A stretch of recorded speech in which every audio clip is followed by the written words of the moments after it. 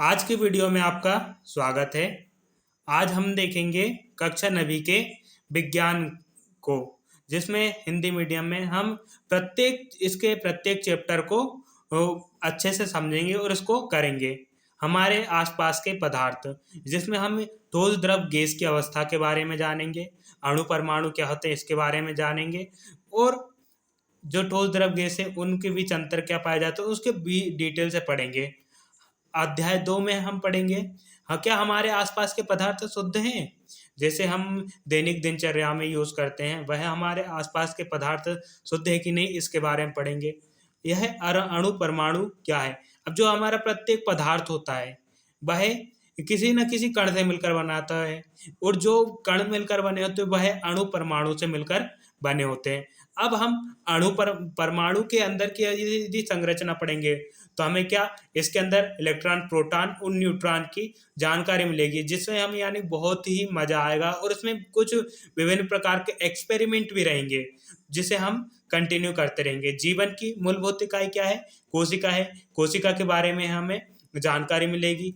ऊतक क्या होते हैं उसके बारे में जानकारी मिलेगी। जीवों में विविधता, क्योंकि सभी जीव एक समान नहीं होते हैं, तो हमें जीवों की विविधता के बारे में पढ़ेंगे। गति, अब गति को भी यदि हम कहें कि गति एक प्रकार की होती है, गति बिल्कुल भी एक प्रकार की नहीं होती है। गति बहुत प्रकार की होती है।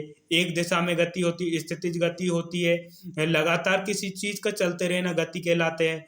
बल और गति के नियम, हाँ इसमें हम बल और गति के नियम को जानेंगे। गुरुत्वाकर्षण, जिसे हम इंग्लिश में कहते हैं ग्रेविटी, इसको समझना बहुत आसान है कि यदि जब भी हम किसी बॉल को आसमान में फेंकते हैं तो वह हमारे पास वापस क्यों आ जाती है, तो यह गुरुत्वाकर्षण के कारण ही आ जाती है।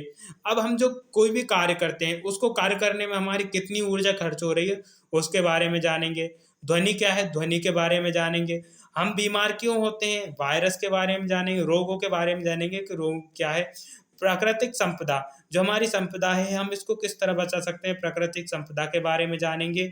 और खाद्य संसाधनों के बारे में, संसाधनों में सुधार किस तरह किया जाता है। और भारत में विज्ञान, ये जो विज्ञान है, भारत में विज्ञान ने किस तरह यानी कामयाबी पाई है, और पहले और विज्ञान ने अब क्या यानी कि अंतर लाकर रख दिया। यदि हम देखते हैं इसरो को, तो पहले हमने एक पेड़ के सहायता से रॉकेट लॉन्च किया था, लेकिन अब भारत कहें तो इसरो एक ऐसा यानी संस्थान बन गया है जो बहुत ही सस्ते में मिसाइलें हैं वो लॉन्च करता है, खुद की भी और अदर्स देशों की भी।